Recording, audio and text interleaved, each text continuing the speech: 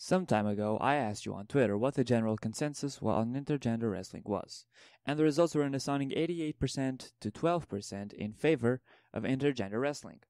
I even got the chance to have some back and forth about it on Twitter.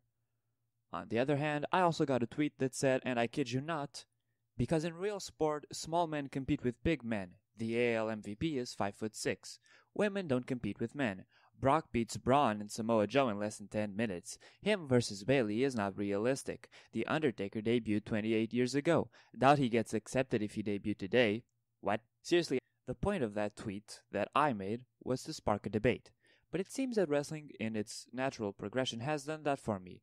But how? Firstly, let me make it perfectly clear, so no one thinks that I have a secret agenda. I am all for intergender wrestling. Candice LeRae and Joey Ryan versus the Young Bucks in PWG is one of the best independent matches I have ever seen. My aim with this video is not to spark a debate again, but to give my 2 cents on why intergender wrestling can be the future of professional wrestling. Keep in mind that when I say intergender wrestling, I mean Nixon Newell versus Chris Brooks kind of intergender wrestling, not a damsel in distress scenario like Maria versus Kurt Angle or Sharmell versus Kurt Angle. I'm starting to notice a pattern here, Kurt. The first thing that must be said about intergender wrestling is that it is the best way to promote equality in the wrestling industry.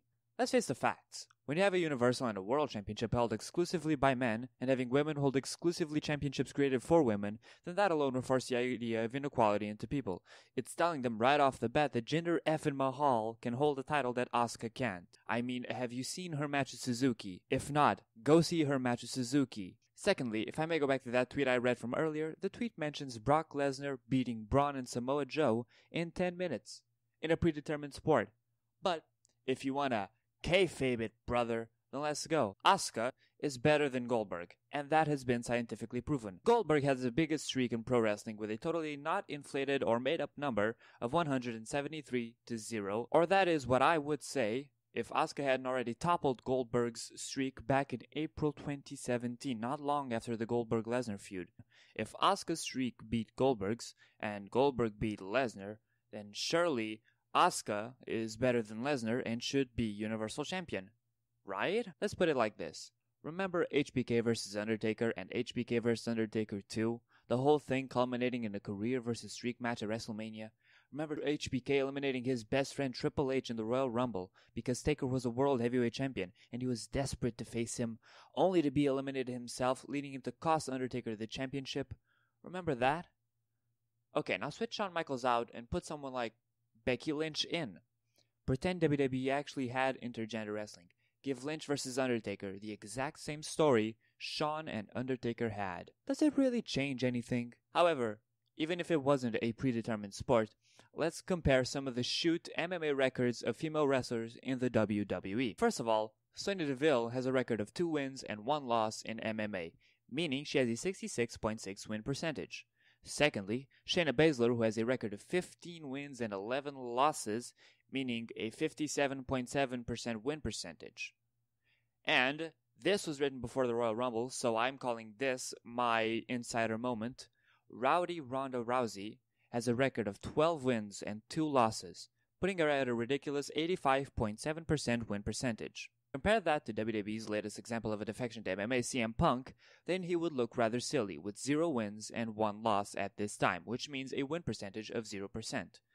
Let's compare that then to UFC heavyweight champion and current WWE Universal champion Brock Lesnar, who has a record of 5 wins, 3 losses, and 1 no contest, which I will rule out of the maths, meaning his win percentage is a mere 62.5%.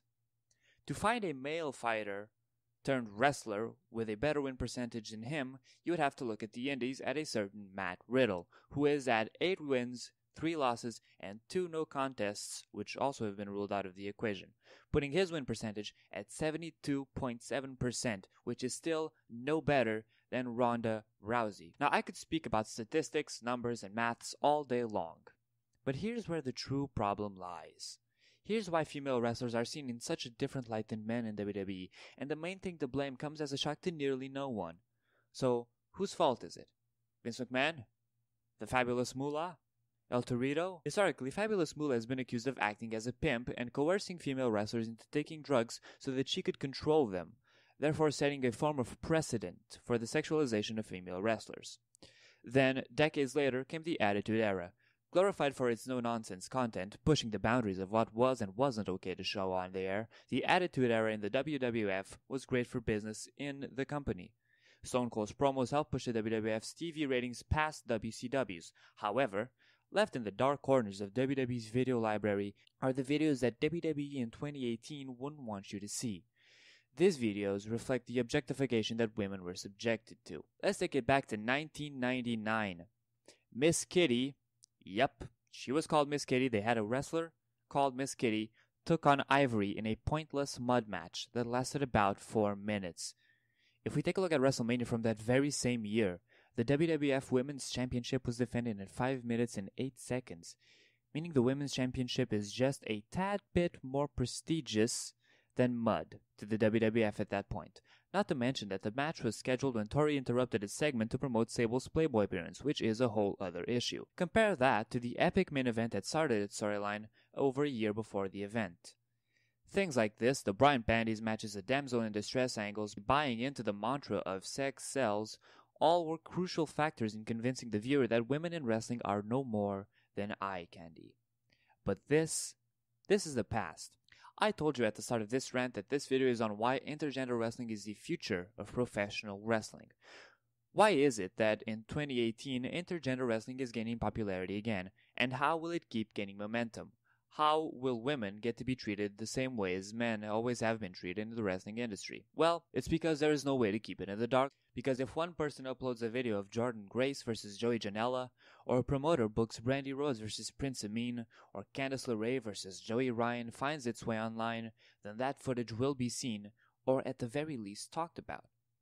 So whether it's someone like Brandy Rhodes who is taking their first steps into wrestling, or someone like Candice LeRae who has proven to be way more than capable of putting on a wrestling clinic with the guys, intergender wrestling is growing. Now, more than ever, the path is clearing up for an equal opportunity and, goes without saying, equal pay community in the wrestling industry. Now, if you stuck around and listened to this entire thing, thank you.